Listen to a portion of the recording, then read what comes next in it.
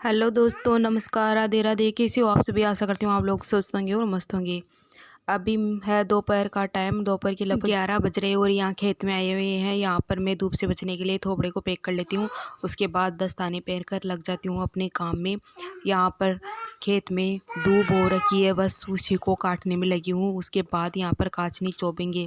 खेत में मैं और मम्मी आए हुए यहाँ पर काचनी लगा रहे हैं और साथ ही साथ जब भूख लगाई तो यहाँ पर गन्ना भी लेके आ गई थी, उसको भी खाने में लगी हुई हूँ।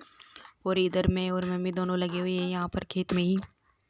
उसके बाद है शाम का टाइम और यहाँ पर बबुल छंगी थी तो उसको यहाँ पर लकड़ियों को घेरने के लिए आई हुई हूँ। ये यहाँ से खींच कर दूसरी साइड डाल रही हूँ। तो यहाँ पर पेड़ पर रख कर मैंने वीडियो शूट कराई थी, तो तभी हवा की वजह से पेड़ से इस प्रकार से फ़ोन नीचे की तरफ गिर जाता है और पेड़ का ही वीडियो शूट होता है। उसके बाद ये छछूंदर बच्चा अपनी चाची को डराने धमकाने में लगा हुआ है इस छड़ी से। यही से बोल रहा है कि आप भी खींचो इस प्रकार से, यहाँ से लकड़ियाँ वहाँ पर ले जाके डालो। अब है रात का टाइम और ये दिन है नवरात्रा शुरू होने से पहले का दिन। तो यहाँ पर मैं इस कमरे की सफाई कर रही हूँ क्योंकि यहाँ पर पूजा पाठ होगी। तो पहले तो मैं इन सभी सामानों को बाहर की तरफ रखूँगी और इन सब को साफ़ करने में मेरे बच्चे भी पूरा सहयोग दे रहे हैं। ये सहयोग देने से ज़्यादा इतना कचरा और तामझाम फैला रहे हैं कि इन्हें समेटना मुश्किल हो रहा है। इनके साथ साथ काम करना इतना आसान नहीं होता। ये तीनों बच्चे अभी देखिएगा आगे की वीडियो में किस प्रकार से अपनी शैतानियाँ बता रहे हैं। तो ये देख लीजिए, आ रहे हैं धीरे धीरे करके एक एक यहाँ पर। और मैं सबसे पहले ये पूजा रूम में टेबल रखी हुई थी, उसी के ऊपर सामान रखे हुए थे तो उन्हें हटा रही हूँ और फिर इस टेबल को बाहर की साइड रख दूँगी। इन सभी सामानों को बाहर की तरफ सेट करके लगा दूँगी। ये बच्चे अपनी अपनी शैतानियाँ शुरू कर रखे हैं। ये देख लीजिए, यहाँ पर मैं कट्टे से चीनी डाल रही हूँ केतली में। तो ये सबसे छोटी और शैतान बच्ची लगी हुई है चीनी को इधर उधर केतली से निकाल कर फेंकने में। ये काम करने से ज़्यादा फैला ही देते हैं। और ये शैतान बच्चा इधर लगा हुआ, पता नहीं किस काम में लगा हुआ है। तो शायद तो बर्तन रखे हुए थे उन्हीं को इधर उधर फेंकने में लगा हुआ है। और ये दोनों बच्चियाँ दो की मेरा पूरा सहयोग दे रही है चीनी को इधर उधर फैलाने में। जितनी मैं कोशिश कर रही हूँ सामान को सेट करने में, और ये तीनों बच्चे लगे हुए हैं इधर उधर बिखेरने में। फिर सेट करती हूँ, फिर से बिखेर देते। ये शैतान करने से बाज नहीं आते।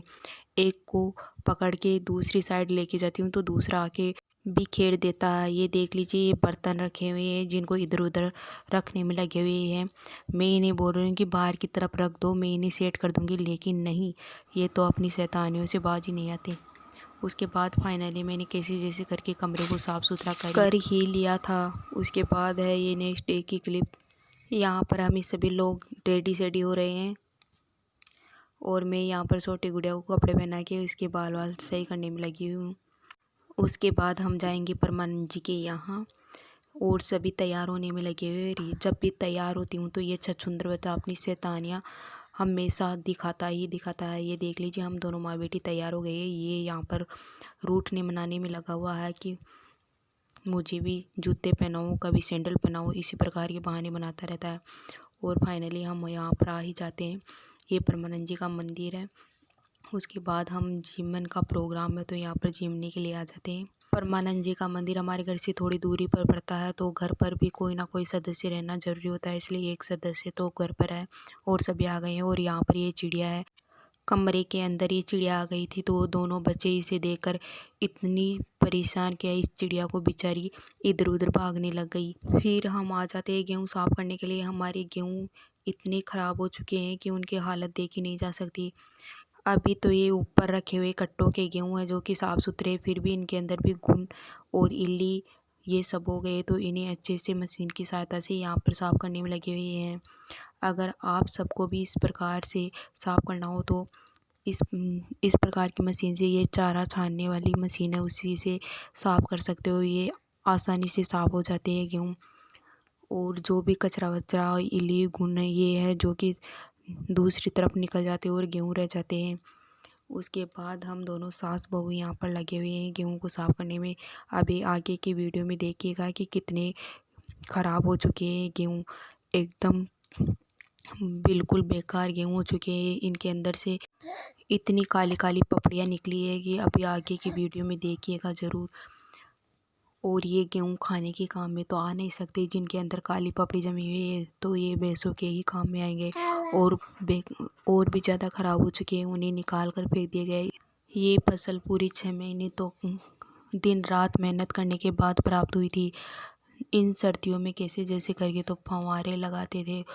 गेहूं की बुआई कटाई ये सब काम करने के बाद, इतनी मेहनत करने के बाद ये गेहूं जाके प्राप्त हुए थे, तो फिर इनकी मेहनत इस प्रकार से बेकार हो गई। ये देख लीजिए, इनके अंदर से ये काले काले पपड़ियाँ निकल रही है। इस प्रकार से बिल्कुल बेकार हो चुके हैं। गेहूँ किसी काम के नहीं है, केवल पशुओं को डालने के काम है। जो भी इनकी अच्छे से साफ़ सफाई करने के बाद ही तो यहाँ पर इन्हीं को साफ़ करने में लगे हुए हैं, ताकि भैंसों को तो काम में आ सके।